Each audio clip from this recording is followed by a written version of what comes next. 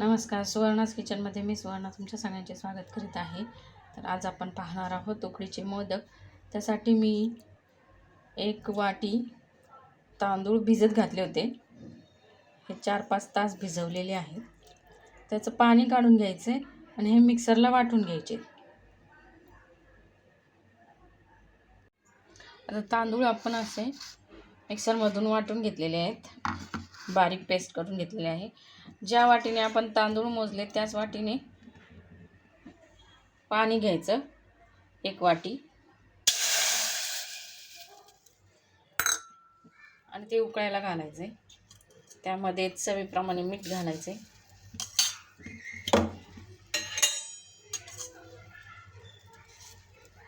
अर्धा चमचा तूप घालायचे. हे गावरान तूप आहे. हे पाणी चांगलं उकळून घ्यायचे. अशा प्रकारे आपण ते पाणी उकळून घेतलेलं आहे. आता हे वाटून घेतलेले तांदूळ आपण याच्यात घालून घेणार आहोत. हे चांगलं घट्ट होऊस तोपर्यंत हलवून शिजवून घेणार आहे. हे पीठ चांगलं घट्ट होऊस तोपर्यंत शिजवून घ्यायचे. त्याला वाफ काढून घ्यायची चांगली. 2च मिनिटात त्याचं असं घट्ट पीठ तयार होईल. आता घ्यायचं, गॅस बंद करून त्याच्यावर झाकण ठेवायचे. हे थंड होऊस तोपर्यंत उकड काढून घ्यायची. अशा प्रकारे आपण जी तांदळाची उकड काढून घेतली त्यात थोडासा तुपाचा हात घेऊन अशी चांगली मऊ मळून घेतलेली आहे. चांगली उकड आपली मऊ मऊ झालेली आहे. आपण याच्यात बाखूरमध्ये गूळ, खोबरं आणि विलायची टाकून याचं गरम करून बाखूर तयार करून घेतलेला आहे. आता आपण याचे मोदक बनवणार आहोत उकडीचे.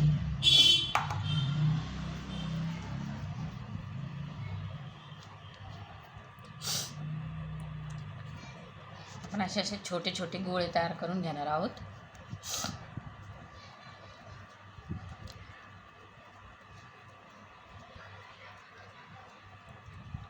आपण अशी वाटी पारी तयार करून घेणार आहोत तांदळाच्या पिठाची.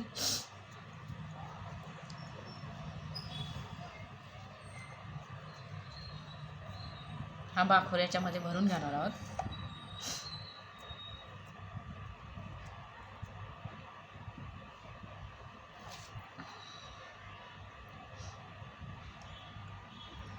अशा प्रकारे आपण उकडीचे मोदक तयार करून घेणार आहोत.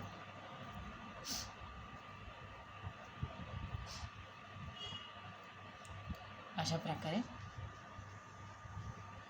अशी चाळण घेणार आहोत. त्यावर आपण अशी हे उकडून घ्यायचे परत. अशा प्रकारे तांदळाच्या पिठाची पारी बनवून अशी त्यामध्ये बाखर भरायचा आहे आणि त्याचे मोदक बनवायचा.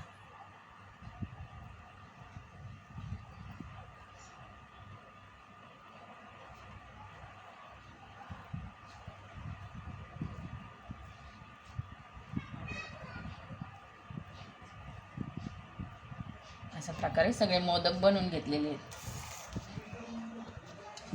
आता हे उकडून घ्यायचे आहेत मोदक. त्याच्या खाली पाणी ठेवायचे पातेल्यात आणि ह्याच्यावर झाकण ठेवून उकडून घ्यायचे.